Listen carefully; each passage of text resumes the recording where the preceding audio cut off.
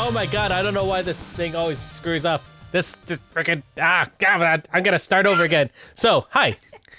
Welcome to Geeks with Kids. I'm Eric. I'm your host. And now you can hear me. So all those people that were here talking, listening to you guys when we were chatting, just making fun of Marcus, no one heard it. No one heard it. It's fine. It's fine. But this is Geeks with Kids, the bi-weekly geeky podcast from a parenting point of view. I am your host, as I said earlier, Eric. You may not have heard it because the microphone wasn't on. But there's also Shouse, Hawk, and Marcus on the journey with me. How's it going, guys? Excellent. Fantastic. Is Pretty it good. Pretty good. Pretty good. Party time. Excellent. Yeah. Josh Gad's what was it called? The Reunited Apart had Wayne's World today, and it is so wonderful. Good. We don't normally promote other people's stuff, but I don't think Josh Gad needs promotion from us.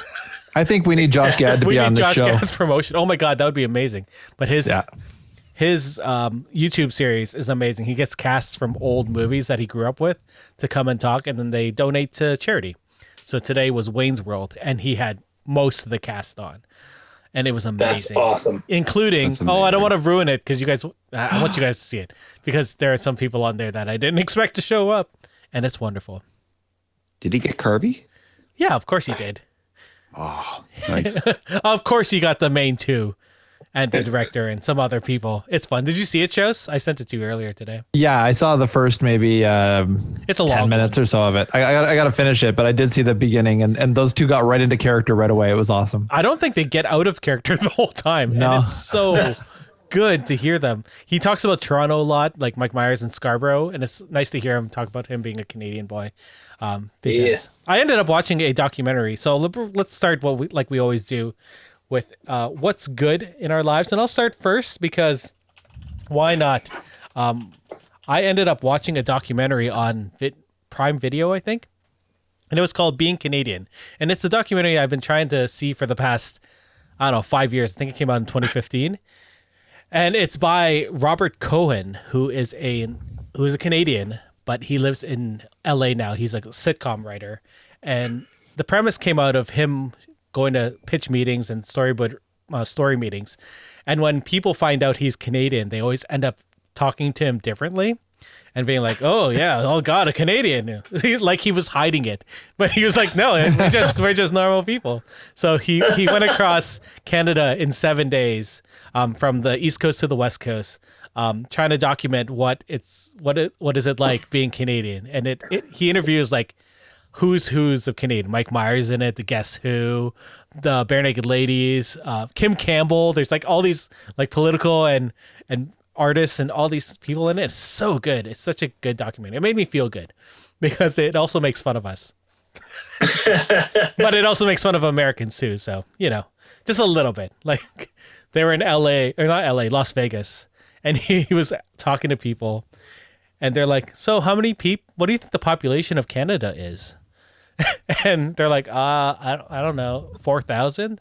And he's like, yeah, you're really close to that. Yeah. Wow. 4,000. We're going to vaccinate the whole population in like half a day. It's going to be great. Yeah. Perfect. He said, and then the one thing that everyone was asked, like they asked all of the celebrities like Dan Aykroyd and Eugene Kelly and all the Catherine O'Hara. They're like, there's big names in this. And they're like, what's the one question without fail that people ask you when they find out you're Canadian? And they're like, and people are like, oh, it's got to be the igloo, right? We live in igloos, right? That's the question we always get asked. And it's true. Like I've been asked that question in the States. I've been asked that. I have family from the States and they've asked that question. Oh my God. Like family. People. Like it almost seems like a stereotype about Americans that they'd be that ignorant of Canada that they would even ask that kind of question. That being said, he went around the world asking people what they thought about Canadians. Like, what's your typical Canadian? They're like, I don't know, cold. like we feel cold. Like we're always when cold. We touch you, we're cold. It is like in their defense, it is quite cold outside right now. It is very cold outside. It is very cold today. I went out today in a fall jacket and I was like, nope, this is too cold for me. I am wearing long johns right now. Oh. And they feel fantastic. 2 weeks ago, I bought jogging pants at Old Navy, and They have the elasticy bottom for your feet, for your feet, and it's Nice. It's probably one of the best things I did in a long time. We need them as a sponsor. Old Navy, Yeah. for jogging pants and Just for t-shirt wear. jogging pants or long johns. I would love that. All right, Chos, what's good in your life? What are you yumming on? Sorry, Ooh, Hawk, I okay. stole that from you.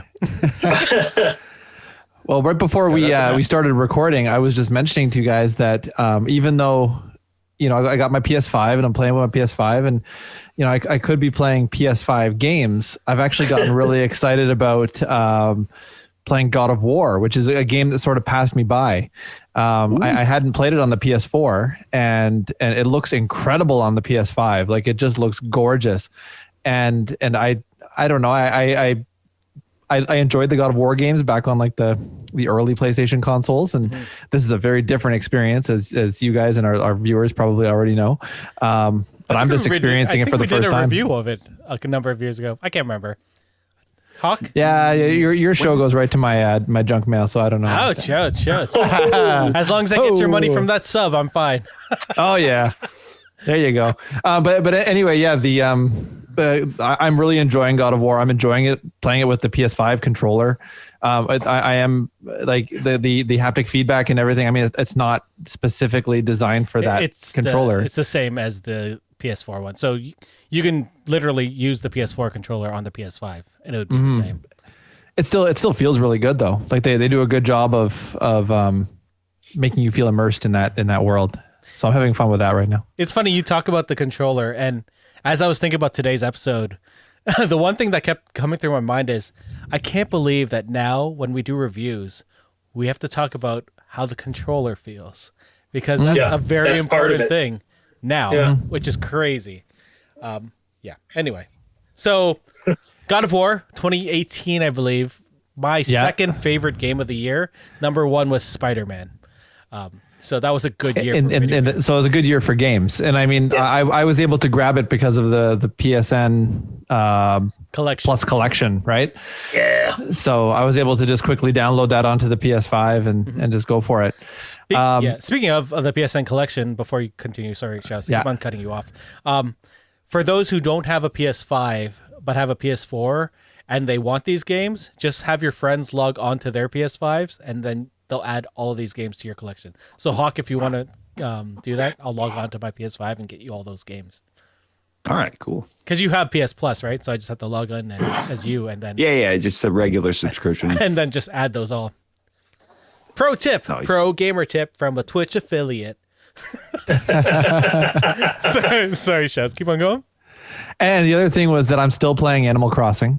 Yeah. I don't know. I'm like 900 hours or something into it. I've put a lot of time into that game. Everybody is. Not me. But, I haven't been on my island in like 2 months. Yeah, they're doing the whole Christmas or holiday season thing. So you can start to collect Christmas decorations and toys. And I know that as it gets through the month of December, we're going to start to see snow start to appear on the islands. Do I really want snow in a video game and outside? Well, you don't have to shovel the one in the video game. Okay, that's fair. Yeah. I have a rotator cuff injury. I can't shovel now anyways. Is that the So you make Megan do it? No, I can make the children do it. That's why we have them. You can come inside when it's done. And that's the parenting advice for this week. There you go. Have your children do your manual labor for you. Exactly. I have a lawn chair. I'll put it out front and be like, "Oh, you missed the spot. You should salt that. People can slip." This hot chocolate's not going to drink itself. I mean, come on. Your marshmallows are melting, guys. Your marshmallows. All right. Shall we move on? Are you good, Chos? I'm good, yeah. Let's move on down to Hawk. What am I yumming on this week? Nothing too specific. Nice. Mm-hmm. Very nice. Nothing too specific. Mostly just, waiting Friday to Friday for, our favorite show. The Mandalorian is so good this season. Although I have issues with this season, but I do still like it. We'll have a talk in a couple of weeks when we do the finale review. Oh my God, there's only like 2 more weeks. Yeah. I know. Right. So, since there's nothing too specific in that, and you did mention Josh Gad earlier, and I'll give a shout out to a movie I saw on Amazon Prime, Little Monsters. I don't know if anybody here has seen that yet. Oh, no. Oh my God. Little Monsters. Like, are we talking like the old 80s Little Monsters or whatever it was, 90s or something? No, it was a very recent comedy horror film starring Lupita Nyong'o and Josh Gad in a supporting role as a children's entertainer. I've never heard of this. Oh, it's amazing. Really? It's a really great movie. I sat down. I thought it might be cheesy.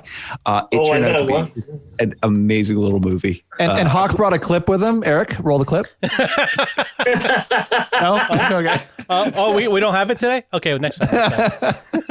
It's just a clip from Mac and Me of the wheelchair going off. I should have that set up. That's a good idea. Nice. I'm going to write that down. Oh, my God. Holy crap, there's a Little Monsters. This is a new Little Monsters movie. This is awesome. Is it based on the old movie? No, I don't know. This is about Lupita Nyong'o plays a school teacher, and that she's really great with kids. She motivates them through playing like Taylor Swift's song, that her famous one, and that on a ukulele. Shake It Off. Yeah. Anyways, she takes the kids to a little petting zoo expedition, and that right at the same time as a zombie outbreak at a nearby military base happens. What? Yes. I'm just seeing this one still of Josh Gad, and it looks hilarious. It's the truck in the background says "Hi ho, Kiddlywinks." Yeah, he steals it like in middle of the movie, and that when all the action is happening, and that just the mask comes off, and oh man, so good. If you haven't seen it, add it to your list. Give it a watch this weekend. Absolutely. That sounds amazing. Oh my God, that sounds so good. I love this.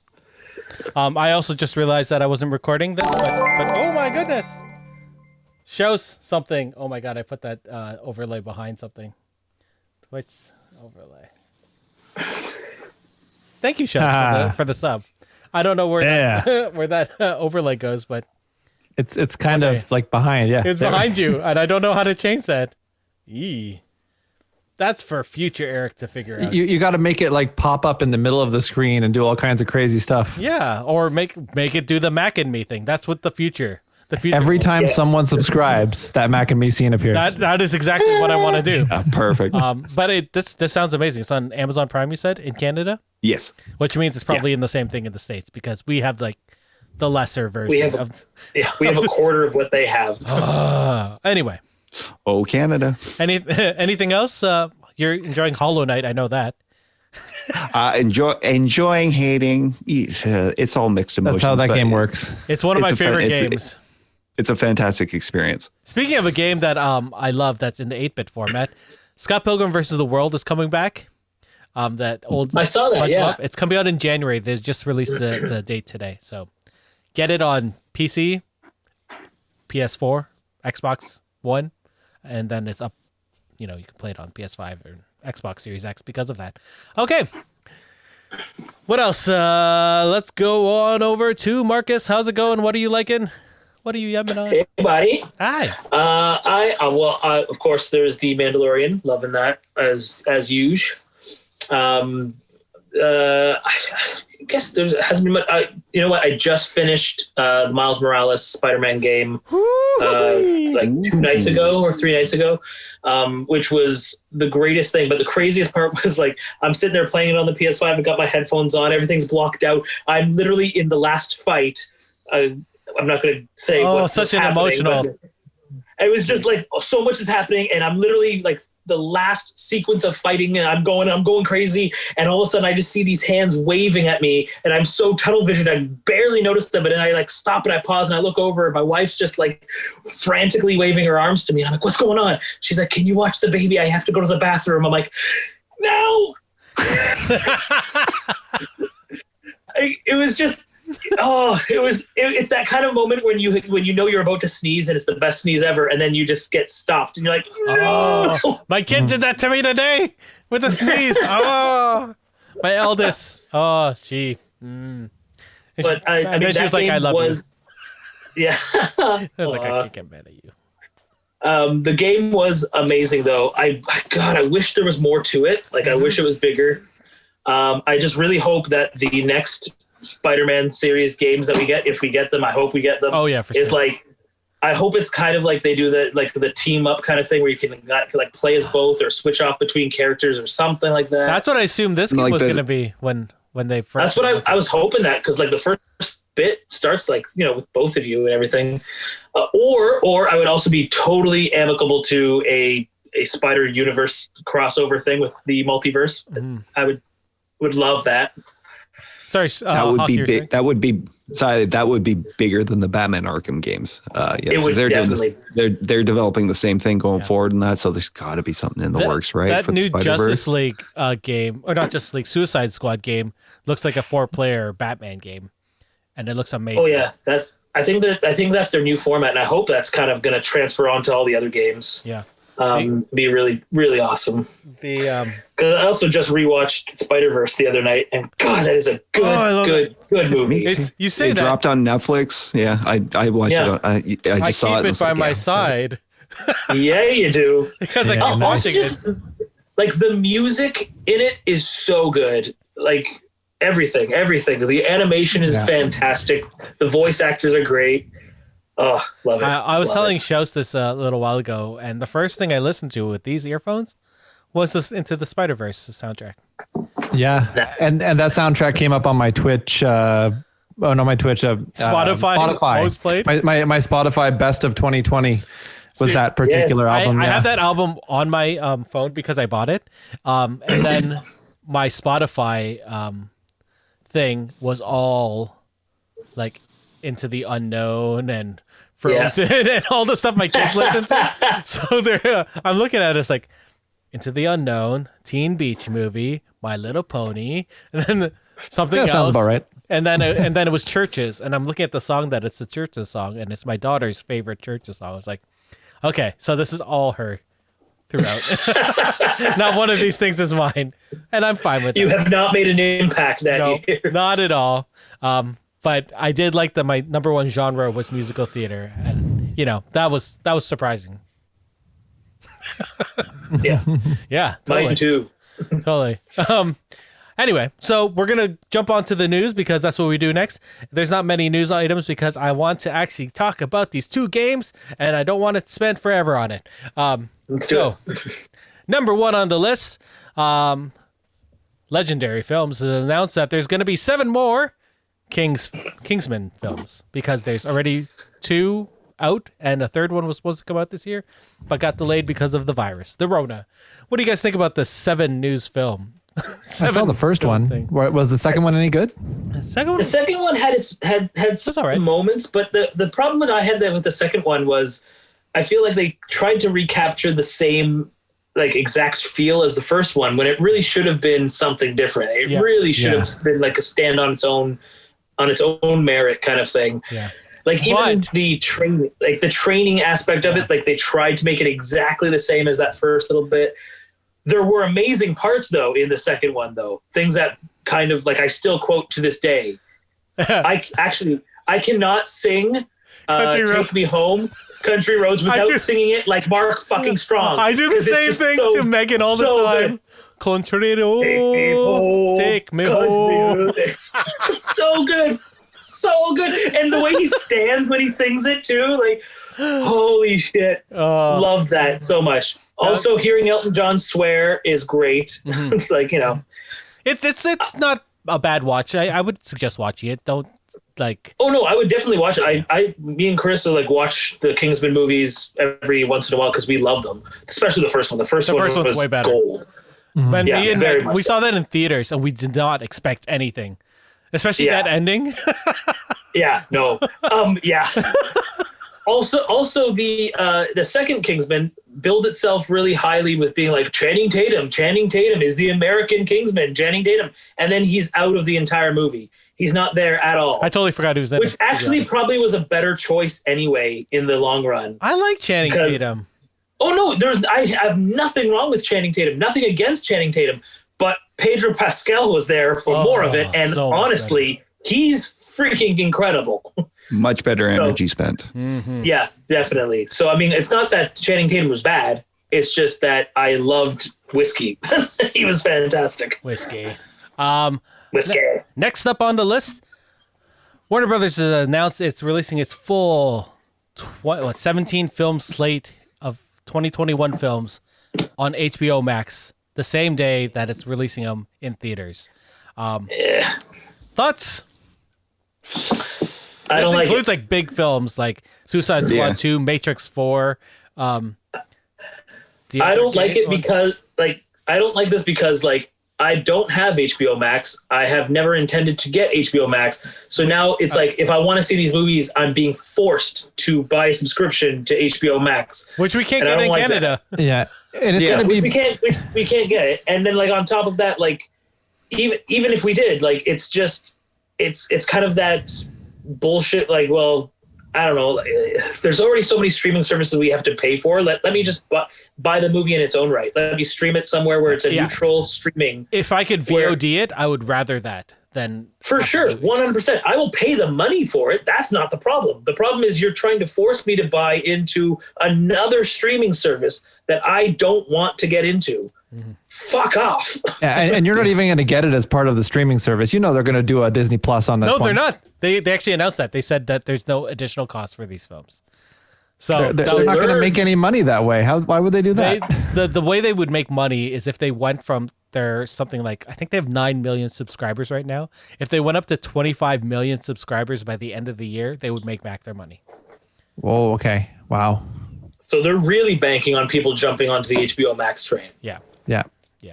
Now I have HBO Max as part of Crave. No. You have HBO, not HBO Max. Right. Yeah. And so but I got that HBO Plus movies package, which they reminded us very clearly in Canada that does not mean we're going to get any movies. Right. You don't Did they get actually say that? Nice.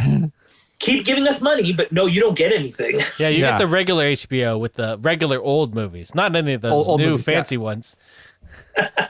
You get the 3D movies, not the 4K ones. I 100% agree with Marcus. I would rather VOD this than have to subscribe to something else. Well, I don't understand why that isn't something that's being problem solved right now. Everyone's freaking out about the death of movie theaters, and why aren't the movie theaters investing in this as a stop all to it all? Okay, well, now if we stream from a movie theater online, doesn't that solve the problem? Isn't that exactly what you want us to do? That's like to have Cineplex actually have a streaming service you would pay for. A streaming service, but not even like a subscription streaming service. Just the ability to go to their website and rent, buy, or whatever their movies and just watch them. This is what Blockbuster should have done. Yeah, you have one day to watch this film. You've paid for it. Enjoy. Mm-hmm. That's it. I would be down with that. I totally agree. I would have bought it on VOD myself in that. I mean, their biggest concern is that, this is deep, dark waters that they're venturing into in that, because they know once it hits some sort of a digital format for streaming and that, then it's also up for piracy. Mm-hmm. And that's where it's this unknown ground that they're really scared of in that they're going to be losing out on huge swaths of money in that by not controlling the medium in which everybody sees it on. That being said, if you were part of, if you already had HBO Max, or if it was Netflix that allowed these films, what would you think? I assume we would all be thrilled, but it's the fact. Well, I'd be happy if I already had HBO Max somehow, or if that'd be great. But at the same time, as long as they don't try to pull the Disney Plus crap where it's $35 and you can watch this for a couple months or whatever before everybody else. Sorry, the Mulan thing is still bullshit to me. It's now free on the service, by the way. Yeah, I know. I waited, and I still don't even want to watch it because I'm still mad about what happened. There's no Mushu, so it's not a good film. But that's another thing. After dishonored to my family. I feel so bad for you, Eric. For you got really excited. You watched it beforehand, and then you didn't even enjoy it. I didn't. It just seemed like it was. I feel like it was a Hail Mary play. They were like, I don't think this is going to do well anyway. Let's just try to get a bunch of money from a bunch of rubes and make out like bandits. I did. That's fair, because it was a bad movie. Much dishonored to my family. Dishonored. She just wasn't good enough, Eric. Oh my God, the whole movie was about dishonor. Dishonor my family. Dishonor to my family. The whole time. I was reading other reviews of the movie, and every single person wrote the exact same thing. Like, I never had realized how much dishonor and honor I needed to hold in my family. Every Asian person that I saw on Twitter said that too. They're like, I never knew it was supposed to be so. Simu Liu, who's what's his name? Kim's Convenience. Well, I was going to say in Marvel, he's he's going to be the oh my God, Legend of Shang-Chi. Yeah. Oh, that's right. Yeah, he's Shang-Chi. He was sitting there as like, yeah, I guess I have so much more honor. I say Kim's Convenience because we don't know when we're getting. Well, Shang-Chi. now we have a Marvel and a Star Wars character from Kim's Convenience, right? So that's amazing. Anyway, by the way, Appa from Kim's Convenience got on Mandalorian because Dave was a fan of him on Kim's Convenience. That's awesome. That's awesome. So, Nice. And he knew he was a big nerd because his Instagram is all of him in cosplay. He's been a cosplayer for years. Oh my God, so awesome. Canadian sitcoms are blowing up, man. They're good now. They have more than one camera and more than one light. Who knew? now it's 2 lights. I know. And sometimes colored one. 2. We do love Canadian television. We're just joking. Canada people out there. To add on to this news about Warner Brothers, a bunch of theaters and a bunch of movie companies like Legendary, who partners up with Warner Brothers, are really angry. So they're going to try, and some of them are trying to sue Warner Brothers for releasing these films before they, said that they had their go. Legendary didn't know that they were going to release Dune, which is obviously a giant film. And I think Syncope, that's not the right company. The people who do the Godzilla films. Oh, yeah. So Godzilla... Syncope is Chris Nolan's company. Oh, yeah, you're right. Legendary. I think it might be actually Legendary again. But Godzilla versus King Kong is going to HBO Max as well. And And Legendary was actually in talks with Netflix about them purchasing the film for their streaming service. So they lost out on a $250 million deal. Oh, my God. Because of that announcement. So they're like, what the F? So there's a lot of strife about that. This is a new wave of network war. Yeah. Good. Let them all kill each other. Good. Fight it out. We'll get all the good stuff. Let them fight. Let them fight. Yeah. So, on to the main topic of the evening. We're going to be talking about two games made by Ubisoft that were released really close to each other. We're not talking about Watch Dogs Legions because we actually had that chat with Shows the other week. And, not Legions. We talked about Watch Dogs while streaming the video game. That was a bad idea for those wondering. You can't play video games while talking about video games in a review format. Or at least I couldn't because I kept on getting distracted.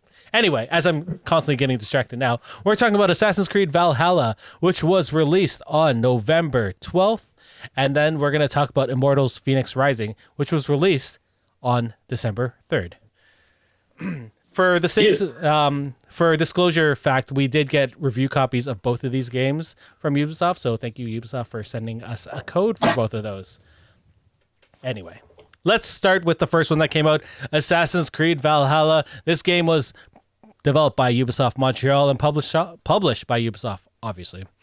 It is the 12th, that's number 12 major installment and 22nd release in the Assassin's Creed series. they have a few of those now. They have a couple of those games. This is the direct successor to Assassin's Creed Odyssey, which was released in 2018. The game is set in 873 AD, and it recounts the fictional story of the Vikings' invasion of Britain. The player controls Ivor, a Viking raider who becomes embroiled in a conflict between the Brotherhood of Assassins and the Templar Order. I don't think we're going to go into spoilers. I think I might be the only one that finished this game because it's a giant I haven't finished it. fucking game. If you thought Odyssey was big, this game is way bigger. And we haven't even gotten the DLC yet. Did you guys end up playing? Did you guys? How many hours did you get in there, Eric? I think I played just the main story, and I think I did something like 70 hours. Wow. Holy crap. 60 or 70 hours. Damn. It's a big game. It's a big game. You wouldn't think of it. And if you're not following the main story, like what I tend to do, and just sort of wandering around trying to collect everything. I look forward to seeing you beat the game in 2 years. When the next one comes out. Exactly. Yeah, exactly. When the DLC is all done. Oh my God. But this game is the third in the most recent trilogy of games. And do you guys want me to go into spoilers in the story or no? I mean, use your own discretion here, man. What's going to be like ruinish kind of. Okay. I will say that this is the end of this trilogy of games. And it's pretty definitive by the end of the game. I will. That's probably a good thing. You can take that or leave it. We do get to find out more about the modern day settings and all the space astronauts and all of those people. The ancient astronauts, I guess, is the term. So. Yeah. So can I assume that the female protagonist who's actually like the archaeologist, what was her name? Hassan. Yeah. Like that story's done. Like that kind of comes to a fruition, or like it because like I don't know. She seemed to be the link between the three games. Yeah. There's without ruining it, I could see her coming back in future installments, but I don't think she's going to be the main character. Okay. Yeah, that's fair. And it's exciting based on what happens at the end of the game. I'm not going to spoil it because this is fairly new. New, yeah. But I'm only about 10 hours in. So you're still in Norway? Yeah. Yeah. Have you left? Yeah, I haven't completely maxed out that tutorial at the beginning. It's a long tutorial. It's like 2 or 3 hours. Well, I it was a tutorial, and I was sitting there like there's a village over here. I'm going to go there. And then I went into an area that was way higher level than me, and I got destroyed. But it was fun. You get to go back later. For those who don't know. I'm in England now, and I'm just sort of learning some of the mechanics still. I mean, the tutorial is probably going to go on for like another 20 hours probably, but it's really cool. Like building up where I'm at, I'm building up my village and stuff, right? Like that's. Yeah. Well, we'll talk about the gameplay mechanics next, actually. But the storyline, it is a really good one. I actually really like it. It's a story of these Vikings trying to sort of take their little spot in Britain, and then you move out. But a son who's not you as the main character, your main character. Oh, wait. You know what? I'm gonna say this. This game allows you to pick a male or female character. Or it lets you pick a third option, which sort of switches between the two. What did you guys think of this option? I love this option, actually. I like it because like we've always had the ability, male or female, since Syndicate. But like since Syndicate, and then come Origins and Odyssey and stuff like that. I don't think you could. Origins was just Origins. It was just a male. But once Odyssey hit, and like we had like a full on play as either a full female or full male the entire time, same story, that was great. But at the same time, it kind of made me go like, oh well, I want to play as the female next, but that means I got to play the whole game again. And I mean, by the time I finished Odyssey, Valhalla is around the corner, so that was also a big. As you do. So I do like the fact that because it does that switch when it's proper for the story, it kind of feels right, and you get to experience both. Mm-hmm. If you're kind of on that fence, on that undecided fence. Yeah. So that's the point that I wanted to ask you guys about, because when it gave me that option, it had already introduced the character as a male character.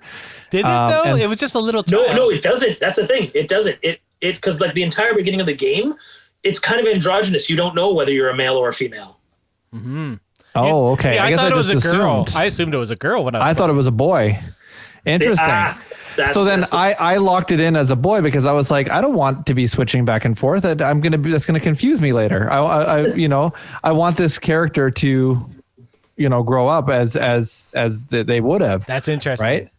And so I'm curious about how they make it fit in the story. Like how at some point do they say, oh, well, this character was actually female and not male at all. And then, we're going to switch back. Like how did they do it?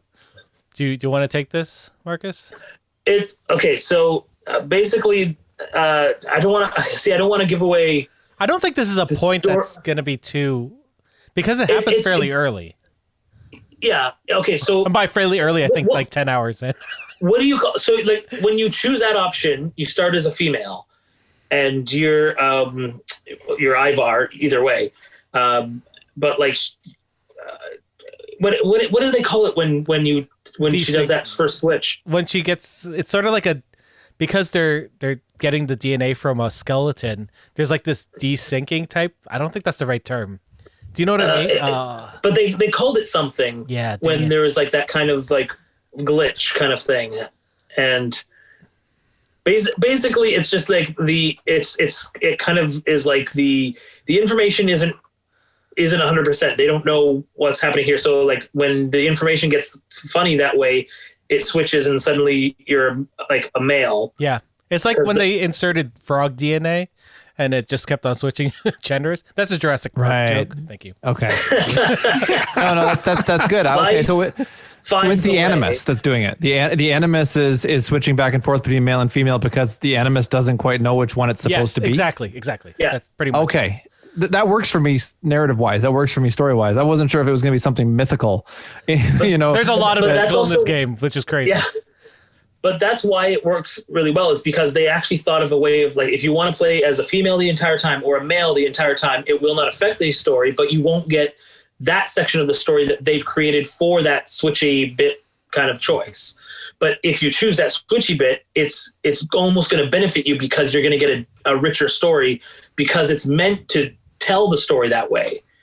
Right. So like it can work either way, but if you go for the switchy bit, you get a more interesting roundabout ending. I'm assuming. I haven't gotten to the end. It's also I'm only about I'm like 30 hours in. It's also because of the gods that are in play here, it makes more sense. Because of, they have Loki and Odin and all these people that will switch gender based on the mythology of back in the day. Back in the day mythology. Back in the day when I knew Odin. I will say one more story thing. This game bridges something I never thought I would see in a video game, and that's the Assassin's Creed movie. There are design aspects in this game that are lifted from the movie, including the weird Animus from the movie. The giant spine thing that lifted it up, the crane thing, that's in this game. And it is, when I saw it, I sort of, yeah. There's also this one cameo. They're making it canon. There's this one cameo at the end that I'm pretty sure is a character from the past that I want to tell you guys, but I can't ruin it. I want to tell you, but I'm not going to. God! Now I gotta finish the game. You have to finish the game. I was gonna finish the game, obviously, but God. So this game, the gameplay of this game really heightens what we did in the last game. You get the rowing, you get the really good combat that they've had in the last two games, but they also added this aspect of a base that you get to build up and upgrade. What did you think of the new gameplay elements mixing with the old gameplay elements for this game? Shows? Marcus, sure. What'd you think of the new gameplay stuff? Like, it's not just an old Assassin's Creed. You actually have to do these raids so that you can upgrade and keep your town safe. Like, I feel like they've been doing this for a while now with Assassin's Creed, which has been really good. Like, they've been like even thinking back to games like Brotherhood or some of those earlier games where you're building up a squadron of assassins or you're sending them out onto missions and things. I've really liked that about the games, and it made it so that the gameplay arc wasn't always just repeating over and over again. Just go find somebody, kill them, and then move on.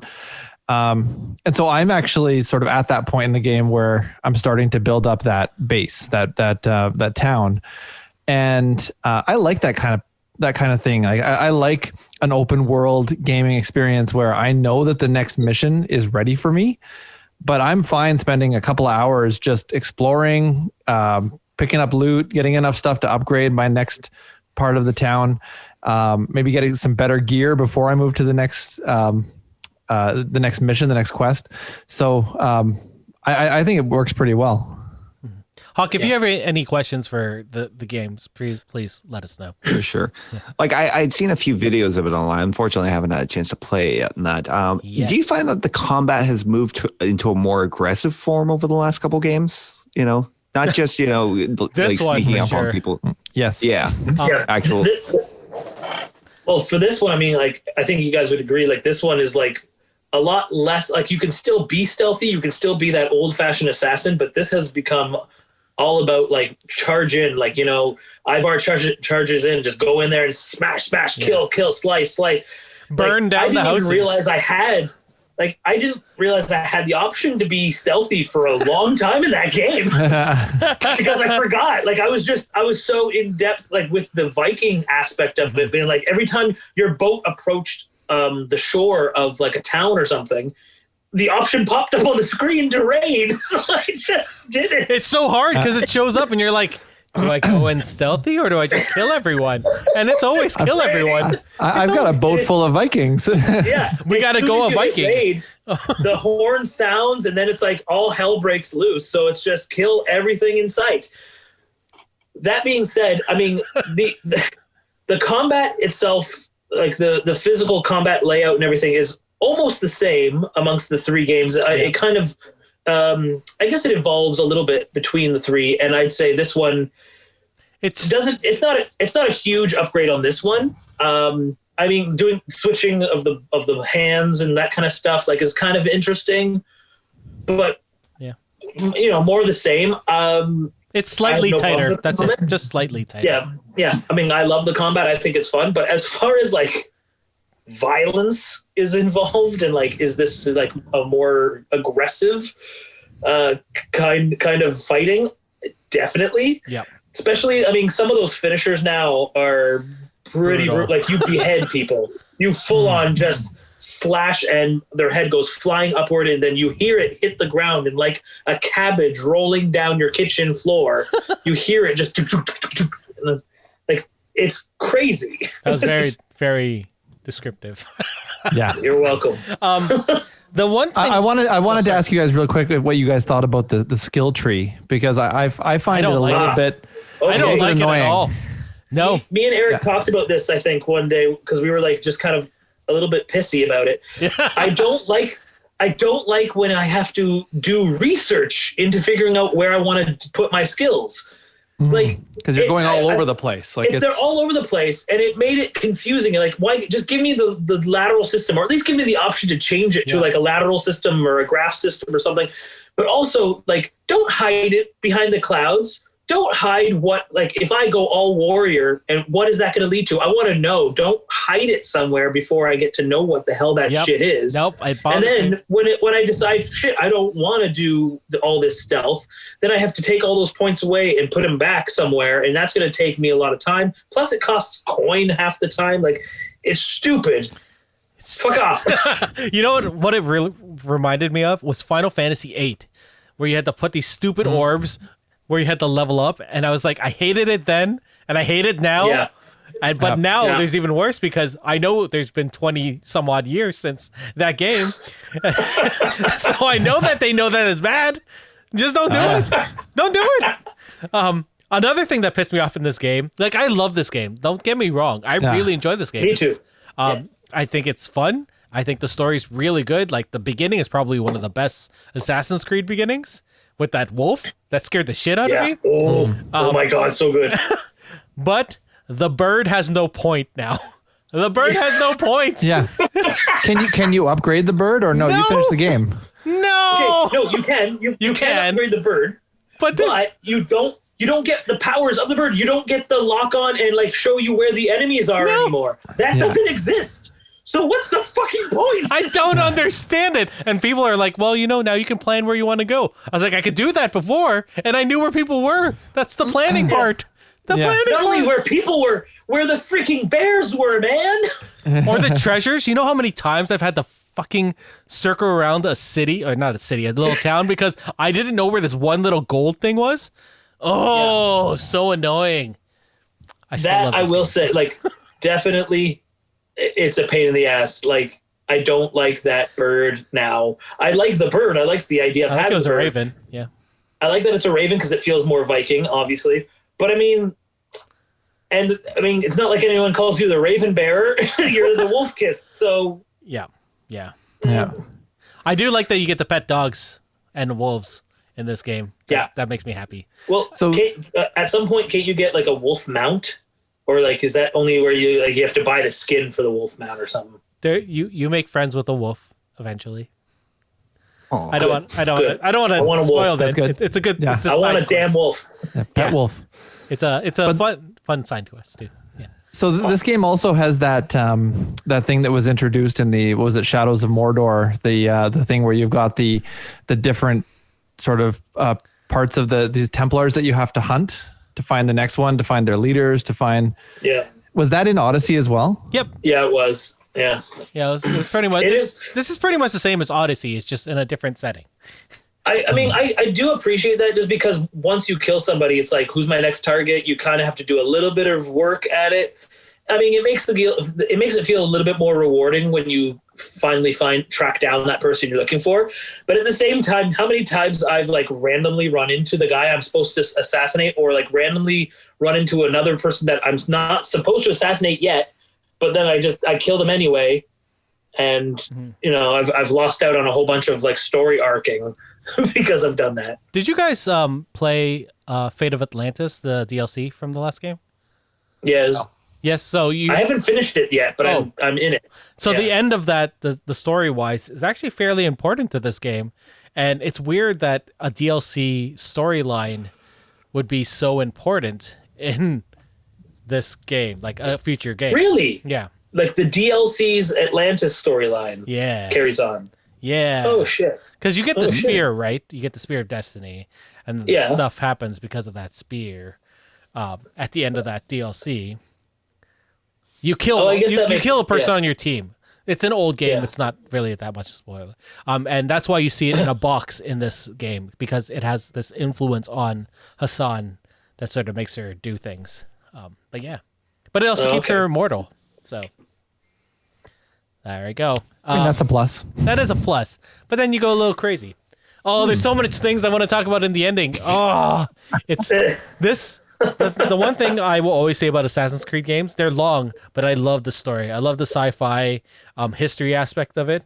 I liked the history type stuff in this. They didn't really have a Da Vinci type person like they did in the other games. There wasn't anyone. Or Socrates. Yeah, there wasn't anyone fun, or at least someone. I don't know the mythology and the history of the Vikings in England at this time. So everyone that was introduced, I don't know if they're like important, because it wasn't something I looked up when I was younger. No, I mean, there's no reason why we would have been brushed up that heavily on Viking lore and Viking history. If there was one thing that would make me want to look up the Viking history, it was God of War from 2018. So there you go. Because this is a next gen title. Shows, did you play it on PC or PS5? PC. Okay, so these are all going to be questions for Marcus. The one thing, like we talked about earlier, that I find weird is that we're going to end up talking about how the controller feels. It was actually one of my pre-order things that was going through my mind when I was thinking about Cyberpunk is, do I get it on PS5 or do I get it on PC so I can play it now? And I ended up getting it on PC because, PC Master Race. You want to play it now? Yeah, exactly. How did the controller work for Assassin's Creed Odyssey? Did it work well? Did they utilize it to a full amount? Not to the full amount. It works well. It does do some cool stuff. It actually took me a while to realize it too, because now one of the things I'm noticing with the haptic feedback is some of the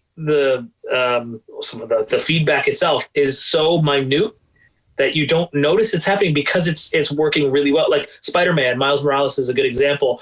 I didn't realize that it was giving me the tension in my webs until I at one point I was just like kind of not paying attention, and I felt it in my hand without looking at the screen. And I was like, what the hell? And I looked up and I was like, oh my God, you can feel like the tension because like the way the weight of the pressing and all that kind of stuff is really cool.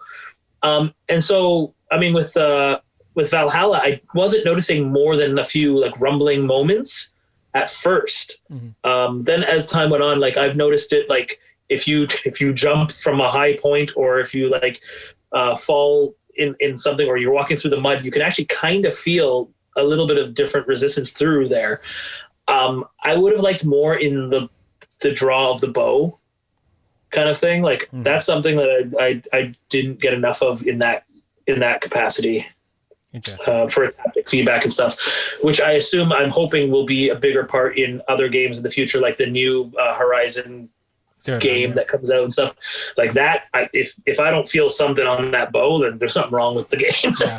I feel like this being a cross-generational game, it's not going to be utilized as. Yeah, I totally forgive it for that. And really, I mean, like I said, I think we've said a few things that have bothered us about this game, but really the game is gorgeous, and I love the designs, the character designs. I love the world that it's created, and it's nice within that world because you can kind of get a little bit of everything. You want snowy peaks, you got it. You want like lush forests, it's there.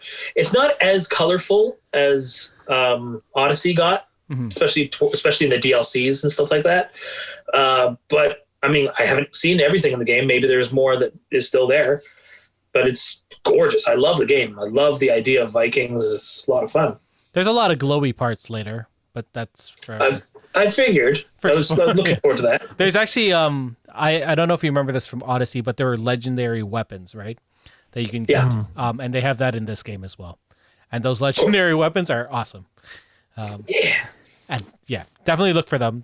Some of them take a while, but you know. Any final thoughts on this game? Like, before we give it a rating? I just want to keep playing it. I feel like I've got a lot ahead of me, and I'm looking forward to it. Does it look next gen, really, or does it just look like a good upgrade? Like, Spider-Man Miles Morales was a next gen game. Like, that game was gorgeous. Or is this just a pretty looking PS4 game? I think you kind of nailed it, just saying like it's kind of that cross generational game. Like, it looks great. But I mean, there's moments where I look at it and I say, oh, like my footprint isn't matching where my leg is going. Or like, it feels like me turning there is like lagging just a hint. Like there's still like small snippets where I'm like, this could definitely be improved. But that being said, it does feel like, it feels like a really, really good PlayStation Pro game, PlayStation 4 Pro game. You know what I mean? Like, fair. I wouldn't call it a PS5 game yet. Nice. So you think like the next Assassin's Creed will be a PS5 game? Yeah, definitely. Yeah. I think so. It's like when Destiny stopped being cross-generational. It ended up being much better. Yeah. Hawk, I threw something in there for you, man. For you. I don't know what you speak of. I haven't played Destiny in a while. Okay. Final thoughts and then score. I think it's a good game. I think it's a really long game. A really, really, really long game. I think one other thing I think it was a mistake was having this released right after Watch Dogs Legion and like 2 or 3 weeks before Immortals Gods of Fenyx Rising. Fenyx Rising. I think this time period, having those 3 big games from Ubisoft is a bit of a rush. I guess they wanted to get it out before Cyberpunk took over everyone's lives, but there it is. What did you guys think? Final thoughts. I thought it was. I love it. It's an awesome game. It's a lot of fun. I know it's going to consume me for a while, especially like right now I'm in the middle of getting ready for a move. So once the move is done and I have some time to sit down and play, like it will take up a big chunk, and I'm looking forward to all of it and the DLCs to follow and all that kind of stuff. But like you said, Eric, like it is kind of like crazy that Legion, this and Fenyx Rising all around the same time, and they all have the same like kind of target market, I think. Yeah, the open world. Yeah, so I feel like it's just kind of like, ooh, there's too many hands and too many cookie jars here. So like I just because of that, I know I'm probably going to hold off on Watch Dogs Legion just for a little bit at least until I get more of a handle. But again, it's another game that I really want to play, and I feel like I can't jump into it just yet because I'll just be lost in the swirlness of too many games. That's fair. What about you, Shows? So, so I'm also really enjoying it. I actually tend to start these games and not finish them and it's been that way for this whole trilogy. Like I finished all of the previous Assassin's Creed games. Well, maybe not all of them, but the major ones. But when it comes to this trilogy, like I got, quite a ways into Origins and then I kind of stopped. And then I got, ways into Odyssey and then I stopped. I'm hoping I can finish this one, but sometimes it just ends up being a little bit too much. Like there's so much to play. There's other things I have to spend my time on as well. What I'm curious too, like I know that Origin and Odyssey had the ability to go and it was almost like an educational version of the game where you can turn off all of the violence and everything. Do you know if this game has that? It was the educational walkthrough. You could actually purchase this separately. You didn't actually have to buy the games, and it would take you to all the major sites in the areas that they made, and then give a little history lesson. I don't know if Valhalla is going to have that. Actually, let me look it up. So you vamp. I guess the reason I ask about that is just because it's a gorgeous game. It's so immersive. There's so much you can do, but I can't play it when my kids are around because it's so violent. And you know what I mean? My kids are still quite young. And so I don't want to be lobbing off guys' heads in front of them. Even though the game has all of these cool mechanics, like all this exploration and the traveling by ship and building the village and everything. So I wonder if, I know that's not what this game is about and that's not what the audience is for. It was a good include, like a really smart thing for them to do, especially since they do such detailed work and such detailed like research into the areas that they build. Like we were saying before, like the Notre Dame, like they did amazing scans and stuff for that game, and they offered that off to Notre Dame because of the fire, and hopefully they took them up on those scans. But the season pass for this game does include the educational tool, so they will eventually release it. So that is something. Okay, that's a fantastic feature. Like I never even really considered that for, again, as you said, they put so much work and detail into this, mainly for guys to go in and just lob each other's heads off. Why not? Pretty much, yeah. Offer the feature. I mean, like Shouse would appreciate this for as an educational tool, wouldn't it? Yeah. I wonder if you could talk to Ubisoft about getting just the educational things to put in your school, right?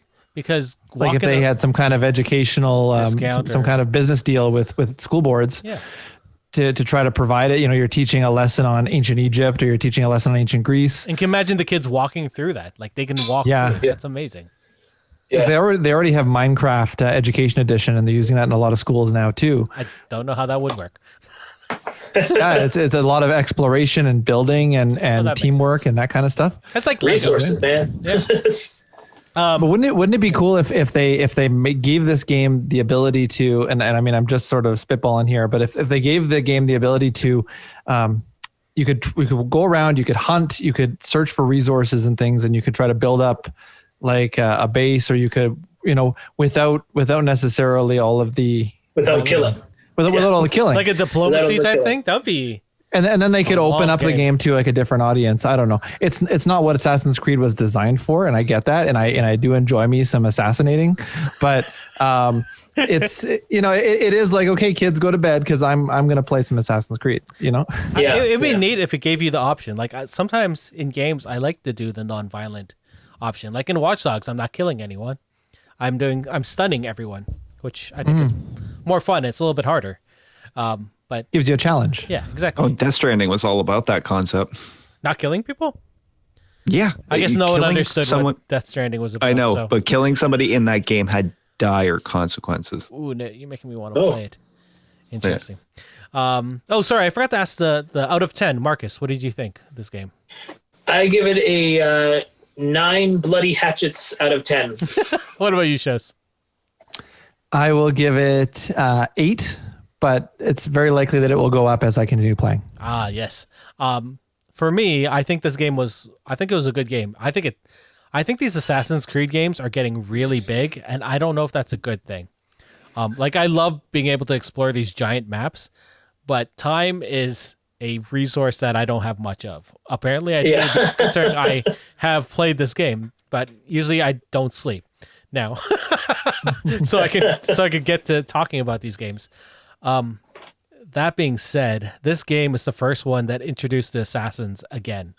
Like, you actually see the Order show up, and you actually talk to them, and they play a big part of this story, which is so good. I love the modern day story mixing with the old stories. I think they've always done that really well, and I think this game, because of how it ends, has a lot of consequences going forward, and I can't wait to play the next one. And I can't wait to try it on PS5 when I get the fun controllers. Did you guys want to take a quick break before we do Fenyx Rising? Or did you just want to jump into it? I'm all right. I'm good with whatever. Let's go right into it. Jump into it. So, Hawk, feel free also to chime in with questions. I know these things are just boiling in your brain. And Shows, I know you haven't played this game, so this is going to be a big question and answer between me and Marcus. Feel free to throw anything out there. I know you have that Zelda question, Shows. Yep. So I'm gonna get some water though. I'll be right back. Don't worry, I will continue. Yep. So, Immortal Fenyx Rising is an action-adventure video game, an open-world one, again, produced by Ubisoft Quebec and published by Ubisoft, obviously. The game was released on Amazon Luna, Windows, Nintendo Switch, PlayStation 4, PlayStation 5, Stadia, Xbox One, Xbox Series X and S on December 3rd, 2020. This game actually had an exclusive demo on Google Stadia way back in the day, and I got to play this like 2 months ago, and I got really hyped for it. This was actually one of the games I was super hyped for when they announced it at E3, I think last year. Or was it this year? I can't remember. This year seems like the longest year ever. So, this game deals with a character named Fenyx. You get to play him or her. You get to pick, again, whether it's a male or female character. And her goal is to unfreeze all these people that were turned into stone. Her crew had shipwrecked onto this weird island. And so she landed there, and she noticed that her brother ended up being cast into stone, and all of her shipmates. So her quest is to unstonify. Yeah, let's go with that. Unstonify. Unpetrify. Unpetrify. That's a better one. Unpetrify all of these people that she knows and loves. And as she goes and explores this island, it's an open world game, so you can go anywhere. She comes across many gods and monsters on her quest to save her friends. Whew, there you go. That being said, did you pick a boy or girl, Marcus? Boy or girl, Fenyx? So I picked a boy, but as I played on, it felt like I should have picked a girl. Well, that's weird. Like, no, I don't know. I don't even know how to describe it. Like, as I was playing it, I think it was like the comedy, like the playoff that they kind of have from each other and stuff like that. Like, it's a very fun game. It's very kind of like joking and laughable kind of game and everything. Yeah. But I don't know. There was, and also like all of the, if you look up the game, like images from the game and everything, almost all the pictures are female. Yep. You know what I mean? And so I felt almost like I was a fool for picking a man. Can you switch gender? I think you can switch the gender, can't you? In the game? Oh, I don't know. I haven't looked for the option. At the Hall of Gods, there's a barber's chair that you get. Oh, that's right. Yes, you can change your appearance. So yes, you can. You can change. So Switch maybe I will. The girl's awesome. But I might just change it. Because also the guy kind of looks a little bit goofy. But whereas the girl actually looks like all the female images that I see, she looks like gorgeous and like kind of like heroic, but the dude looks like a joke. Like but that might be on purpose because this game is stupidly funny, like incredibly funny. And at first when I started playing it, I wasn't sure if it was gonna take away from the story or at least the game because I was laughing most of the time, and that continues the whole way through. Well, just Zeus pops in and like him and that dude having the exchange, him and Prometheus. Like their little banter back and forth is hysterical. And I was just like, okay, is this what this game is? Like, I did not think the game itself could be taken seriously at that point. But then I don't know, you just get sucked into the game and just suddenly the joking just becomes part of it. And then it's just like it's like commentators in the background. Yeah. that just tell like it's really they are the odd couple that is narrating the whole film. Hawk, yes. would you give us a little history lesson on who Zeus and Prometheus are? Well, Zeus obviously is the father of all the the gods of Olympus. Yeah. Well, he's Prometheus though. Yeah, Prometheus was a human. Not he was the one who stole fire from the gods to give to humanity, and that it was considered the first technology. Was he not a demigod though? Like, is he not part god? I feel like Prometheus is. In the video game, he's giant like Zeus, so he's portrayed as a god because he's chained to a rock to, right? Right, not a Titan, probably some sort of a demigod. I'm sure there was a story of betrayal in that, as far as Zeus went, and he's punished for it, and chained to the face of a rock for all of eternity.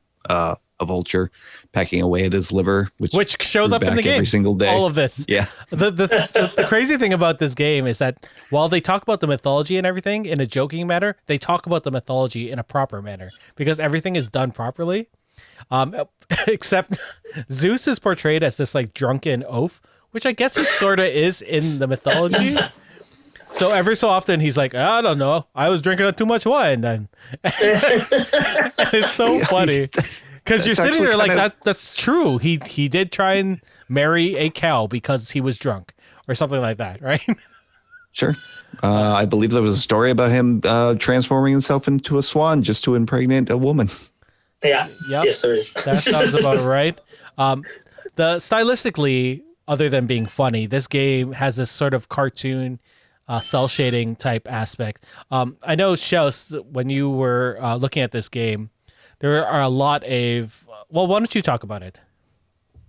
Well, I really didn't know anything about this game, and so just in my normal scrolling through Twitter and whatnot, I was noticing some fairly negative reviews on it because, and these were from some fairly well-known sort of high-profile reviewers or establishments, and they were basically saying this game is trying to be Breath of the Wild, right? The Zelda game that everybody loves so much on the Switch, right? So it's like, if you immediately look at a game and compare it to something that everybody loves like that so much, then right away you're going to start making comparisons, and they could be very negative ones. And so there were a lot of negative reviews coming out of this game even before the public had gotten its hands on it. So I didn't even know what to expect. I was telling you guys, I was like, I wanted to go into this with an open mind, but it seemed like people were already complaining that it was just a clone of Breath of the Wild. Yeah. Yeah, I can see the comparisons. Like there are aspects of it that are very Breath of the Wild-y. You do have this open map that you can go anywhere. You have a horse. You can tame horses. Except the horses in this game are way better. There's a Triforce. There's a Triforce, which is weird. There are 4 heroes that you're supposed to save. A master sword. I mean, I don't know. There are a fair amount. The cell shading. I think that Zelda was way more serious. Like that game was stupidly serious. Whereas this game was very funny. Like there are comedic parts of Zelda, but they were like thrown in all around. And this game is comedy all the way through. Hermes is like the most ridiculous character. Oh my! like the most ridiculous guy. And I'm trying to think of other. You climb. You have that stamina bar. You have which reminded me of the what's that one? Shadow of the Colossus. Every time I saw it going, I'm like, come on! Yeah, like they can't say that it was stolen from Zelda because it was in other games before it. Zelda probably stole it themselves. So yeah. It's funny that those comparisons were made because I never thought of it. For me, because I have never played Breath of the Wild. I saw Breath of the Wild, but I've never played it because I just haven't owned a Nintendo system or anything for a while now. So to me, like when I heard people complaining about that, I'm like, it didn't even enter my mind because I never played the game. So I was like, well, whatever. I haven't played the game to begin with. So even if it is a clone, I wouldn't know and I wouldn't care. So I jumped into Fenyx Rising and I loved it. And then, just to see what the comparison was like, I watched a few videos of people playing Breath of the Wild. And I mean, like, yeah, some of the cell shading, coloring and stuff like that is similar. I wouldn't call it the same. This has Fenyx Rising has a definite different energy to me, for sure. It's like a living cartoon. It is a living cartoon for sure. And like, even like the little creatures and villains that are like sprinkled throughout the world feel way different than anything from the Zelda world. Like, to me, it's not the same sort of thing. So, I mean, I don't see the comparison. Like, I mean, I understand why people would be making the comparison. But I mean, in a world of games where almost every game nowadays is an open world sandbox kind of style game, like, I feel like you can't just put a staple on it like, well, no, that's what Zelda did. Yeah. Well, Zelda's not the only one that's doing it. Everybody's doing it. So this game also has, I know I'm going to probably get some hate for it. I think the combat's way better in this game than Zelda. At times, I think Zelda's a little clunky, but this game is like. Do the weapons break every 5 swings in this game? No, that's what made it so much better. Yeah, I will agree with you on that. Then each weapon also has a perk for it that allows you to do certain things when you're fighting. You get 2 weapons. You get your sword. Wait, 3 weapons. You get your sword. You get a big ass hammer, and you get a bow and arrow. And each of them does something different. The one thing they did steal from Breath of the Wild that I really like is that when you jump, this is an upgrade. When you jump, you slow down time while aiming with the bow. And I love that they did that from Breath of the Wild. It's a great feature. But right now, I know there's also all this like hate online because they have a store as part of this game, and you can purchase money to buy stuff in the game. But I'm talking to you, internet. These are all cosmetic things. So if you want your sword to look different, you can just change it. That's another awesome thing. Assassin's Creed has that too. Like you can use the money or points or whatever to change your cosmetic look. And people are angry about it there too. I don't know why. Well, I'm a little bit for that as well, just because I feel the price points are way higher than they should be. Like, to get anything good for any of my characters on Assassin's Creed or even in Fenyx Rising, everything, I gotta shell out at least like $10. But like, you don't need to. You don't need to, but how hard? It's so much harder to get the Uplay points or whatever. Yeah. Or whatever they like. It's so hard to just earn them on your own, and by completing challenges, it's so much harder. And it's like you have to go so far out of your way to get enough points to do anything of. And then if you pick the wrong accessory, you put it on, you're like, oh shit, that's not what I wanted. Yeah, that's fair. I do like that for all the weapons you do find, you can customize them to look like other weapons you found. So if you like the perks of one thing, that's something I've always loved in the Assassin's Creed too, because like I love the look of certain armor, but I want the stats of a different armor. Yeah. But I myself love natural looking armor pieces. Like I like leather or furs and that kind of stuff. So I want my character to look like that. But oftentimes in these games, those kind of armors aren't very, sturdy and stoutly. So I go for like the heavy armor, but then I'll change up the cosmetics of it just because that's how I want my character to look. And I think that's something that every single game ever that has armor classing and that kind of stuff should be doing. Yep. I agree. Like, I don't understand why that should even be a question. Like, let us cosmetically make anything we want happen while keeping the stats of the armor that we've earned or found or made. There's this one thing. So you're talking about aesthetics, and one thing that they designed in this game that I absolutely love, and all of you guys as people who love art design, they designed these gods to be giant creatures, yeah, but their skin and their armor is covered in constellations. So as you're looking at them, you see the star fields on them, and it's so well done. Like that's such a good design aesthetic. And it totally, that was actually really. I recognized it and I noticed it and I loved it when I saw it, and I completely forgot about it afterwards, because as you play it for a while, it just becomes a normal thing. But I remember the first time I saw it, I was like, that's really cool, because you almost didn't notice it. And I was like, at first I thought there was a glitch or like something was like the shading was off. But then like, as you looked, I'm like, oh wait, that's the Dipper right there. Like, oh, that's like Orion right there. And like, you could actually see like the kind of shapes and stuff. That was really cool. Oh, Huck, did you have a question? It looked like you were racing. Nothing yet. Okay, no. cool. But everything you're saying is making me want to try. It's so good. Play the game. It's so much fun. Like, it's a genuinely fun game to play, and it does not feel like, I really thought it was going to feel a little childish, but it doesn't. It feels freaking great to play it, and it's just, the characters are so much fun. Super cool. I love finding the statues and just climbing like the god statues and stuff. Like, that's just awesome. Speaking of climbing things, in Assassin's Creed, you get this really cool thing where you get to jump off of buildings and do this eagle swan dive, and it's very like cool. It's a cool pose, right?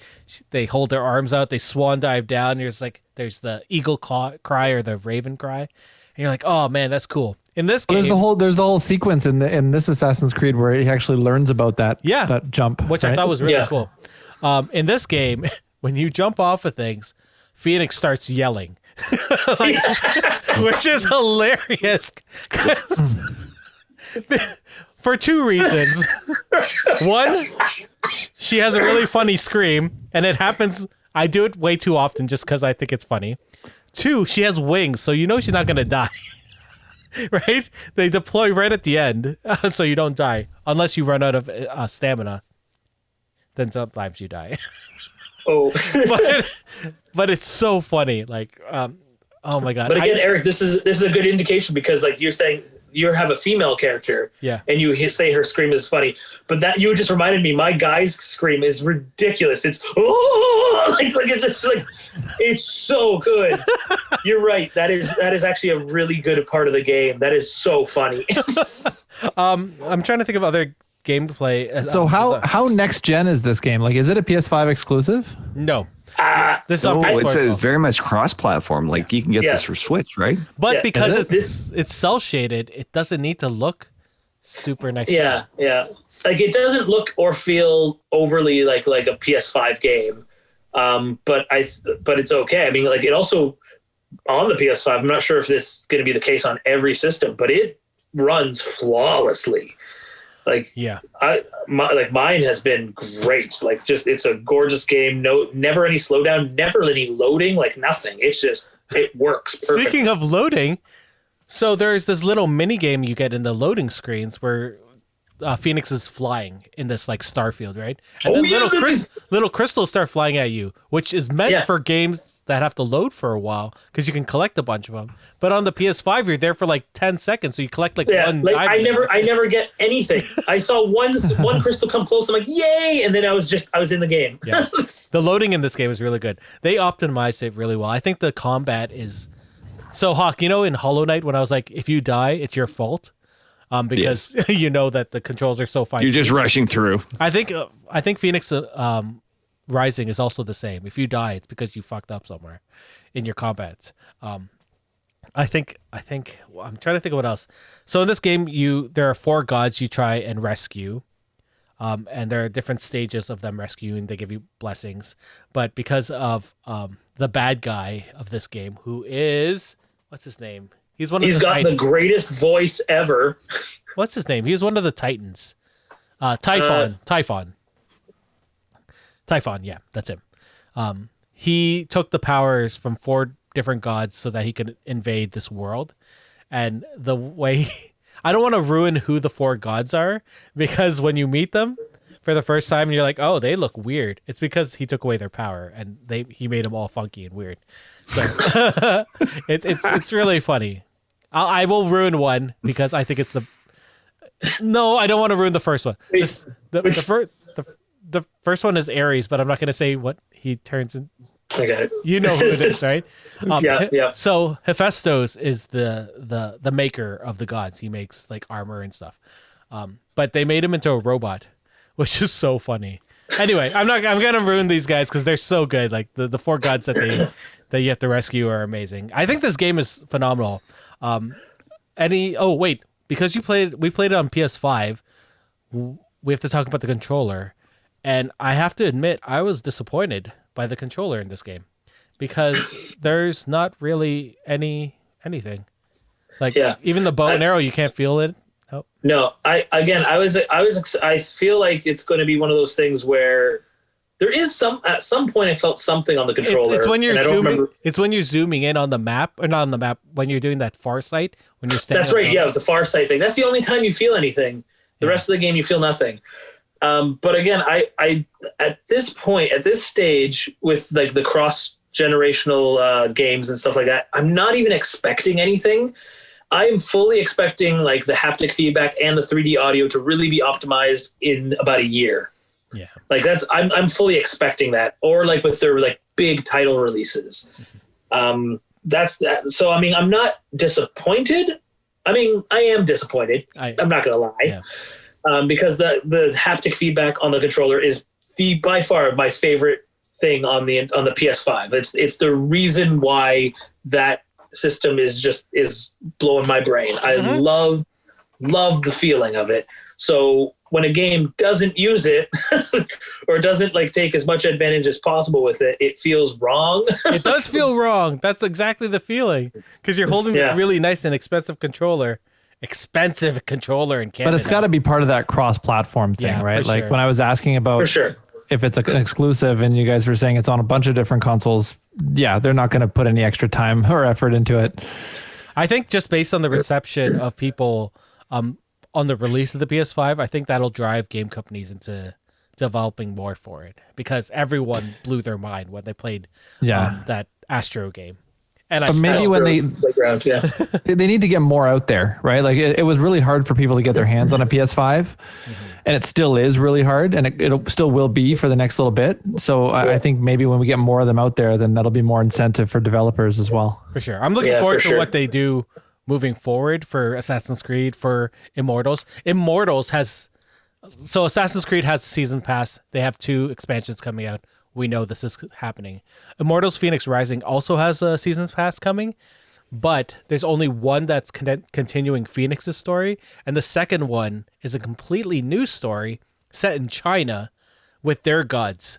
So, oh shit, seriously? Yeah. So that is something I'm so interested in, and I like that they're going into other places. This is like classic Ubisoft. It's like we want to be inclusive, and we want to like bring in the knowledge of like other cultures and stuff.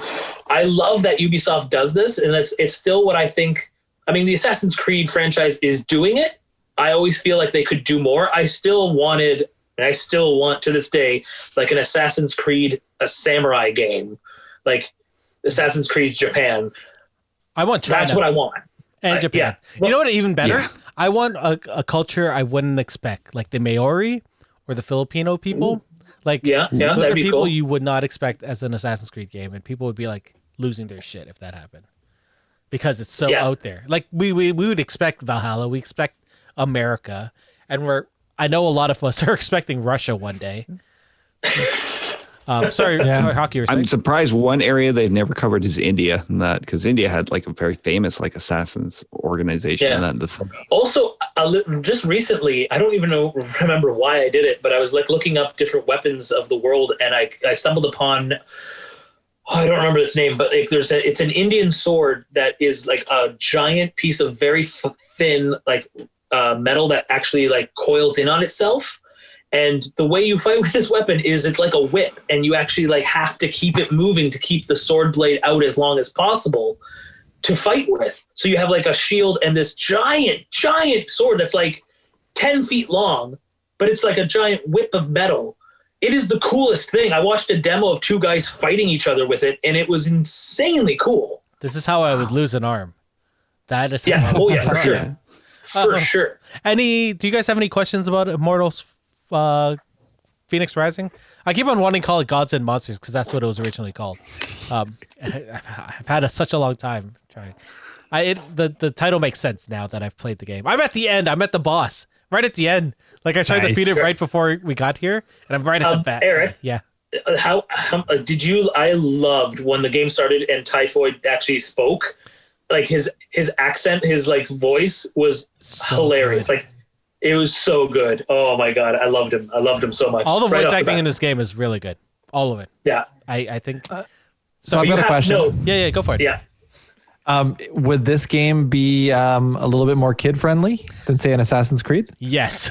Yes, for Yes. sure. Because Although- there's no blood. There's no blood. There's the no enemies blood, are right? like monsters. Okay. And when they die, they evaporate into like dust. Like that's and they're gone. Yeah. Okay. Right. And then if you go back to that area like 10 minutes later, there's They'll be probably back. one of them still flying around again. Yeah, they keep going. So it's like you can just say like to them like, oh, it makes them disappear for a little bit and then they're back. My 6-year-old and my 2-year-old have sat down with me while I played the game. They think it's Nice. fine. Okay. Cool. They don't get the dirtier jokes, which is good. But Nice. yeah, 'cause That's something for the grown-ups. it's like Animaniacs where they have jokes that will like just pass over your head as a kid, but are still funny. Yeah. Speaking of Animaniacs, the new one's really good on Hulu. It's also on Teletoon in Canada, so you should check that out. Nice. Yeah, any other questions about Immortals Fenyx Rising before we give our final thoughts and our score? Marcus, why don't you give your final thoughts and score? You get to be the first one. All right. Yes. I love the game. I actually love the fact that it's like a little bit more of like a slightly kid friendly, but still fun for everyone to play. It's colorful, it's bright, it's adventurous, but it's like, it doesn't feel dreary. It doesn't feel dull. It doesn't feel like it's the kind of game that you can take a break with, or you can spend hours doing a campaign with. So it's kind of like a perfect game itself. Cause I know I get fatigued from playing some of the heavier games, some of the bigger, like chunkier games that have a lot of serious violence and blood and stuff. So something like this is super great to just kind of take a break with, or if you're in the mood, just play all the way through. So I think it's a great game. I hope Ubisoft does more like it and more with it. Mm-hmm. And hopefully this series kind of sparks a new franchise for them. Cause honestly, I would love more of these. I would love, like you just mentioning the China one sounds so awesome, and I would love to play it. So, which I will play it when it comes out. So that's great. I would give it like a 8.5 out of 10. Nice. I love it. And I honestly think by the time I get to the end of it, that'll probably even go higher, because it is a fun ass game. Super hilarious and great characters. I can't get over I love the colors. I love the colors. Oh, it's so bright. It's so nice in 4K. Oh my God. It's just so nice. Like Marcus, I enjoy the hell out of this game. I think it's really fun. Earlier I was talking about Assassin's Creed and how big it is as a game, and that's just the regular main story. This game, I've done most of the side missions, most of the side temples, or not temples, the little cave things, and I think I'm at 32 hours, and I'm at the end. Yeah. So that is a nice size game, right? That is a fair big chunk. It's fun. Well, that used to be big games. Yeah. That used to be a Final Fantasy. Yeah. But like I think this game, the humor, the design aesthetic, the voice acting is phenomenal. I think the gameplay is fun. It's just everything about this. This might be my favorite game that Ubisoft has released in years. Like this game is so good, and I think it's so much fun, and I like sitting down with my kids and playing it. And I love the mythology and the way that while there is some reverence to it, they also make fun of it, which I think is amazing. Because humor in this freaking year is much needed. Yes. That being said, I'm going to give it a 9.5 out of 10. And that 0.5 is off because there are some temples that are just so hard that I've wanted to throw my $80 controller and at the wall. You know what? You've just made a good point, though. Like, that's another thing about this game is it's deceptively like challenging. Like the puzzles themselves start off really simple. You're like, oh, no problem. It's one of these puzzles. I'll stand here. I'll shoot my arrow. I've opened that gate. No problem. But as time goes on, you're like, shit, where am I supposed to do things? How do I get to that? It gets challenging, which is a lot of fun because you don't want to just make it too easy. Yeah. You know, but there's this one side temple that I just can't beat. I can't do it, and I don't know why. And I have the solution. Like, I have it. I know how to beat it because I have it. The internet tells me what to do, but I can't do it. My fingers are too old. You are too old. You're too old. Why can't you move faster? I will do it one day, and I will get the platinum in this game. But this is a game that I feel like I'm going to platinum.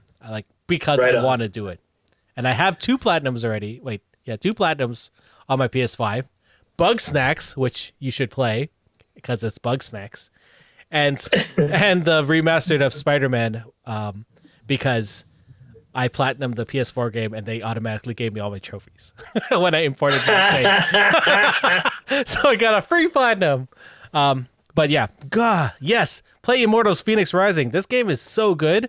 The fact that they're doing all this DLC in China, I'm so excited. Play this game. It's so good. I'm going to stream more of it. I didn't get to stream it because I've been playing it at weird hours because I've had weird hours for work. Any final thoughts, guys, before we head off? Shows? Hawk? Go play some games. Let's go play some games. I absolutely love this review of Fenyx, and that, in fact, it's actually kind of made me consider putting it on the Christmas list. And that I think unless you have a PS5 this year, and that like the holidays is looking a little bit bereft in that for gamers. So this has really kind of piqued my interest in that. The good thing is it's on both systems, right? Yeah, actually, I think I may just go with the Switch version of this. Ooh, yes. I wonder, you know what? Fun, just check how it runs, because I know a lot of games on the Switch don't run as well. It's funny because some of my favorite games have been set in this mythology thing, but also in this year, 2020, Hades was released, which is this dungeon game, and it's based on this mythology as well. And if you haven't played Hades, you should also check that out. It's wonderful. Yeah. Shows, Marcus, anything? Yeah. We all good? No, it was great. It's great. Loved it. It's a happy game to end with. Like it's a good game. It's a fun and happy game. I like it. I love it. I agree. And it doesn't seem tedious. You don't have to walk and talk to people like in Assassin's Creed. Assassin's Creed, why have you put that back in the game? Anyway, thank you guys for coming on and talking about these 2 games. I look forward to talking to you about our favorite games on the PS4 generation. That's going to be our next episode. And then, or I don't know if our next one's going to be about Mandalorian. We'll find out which one comes first. But again, Shows, Hawk, Marcus, thank you for coming on. Thank you all out there listening to us. Thank you for coming and spending your time with us to talk about video games. You out there in Twitch, I think it's you and me, Shows, in the Twitch right now. Yeah. Watching us. Thank you. We appreciate you. Have a good one. Stay safe out there. We'll talk to you soon. Goodbye. Bye. Well, that's it for us this week on Geeks with Kids. If you want to get a hold of us, you can send us an email at podcast@geekswithkids.ca. And don't forget to like us on Facebook at facebook.com/geekswithkids. Follow us on Twitter at geekswithkidstn. Check out our pics on Instagram at geekswithkids. And you can find all of this good stuff on our website at www.geekswithkids.ca. So if you like what you hear, why don't you hit that subscribe button and leave us a comment. This podcast can be found on iTunes, Spotify, Google Play, Stitcher, YouTube, and your favorite podcasting app. Thanks again for listening, and we'll see you next time.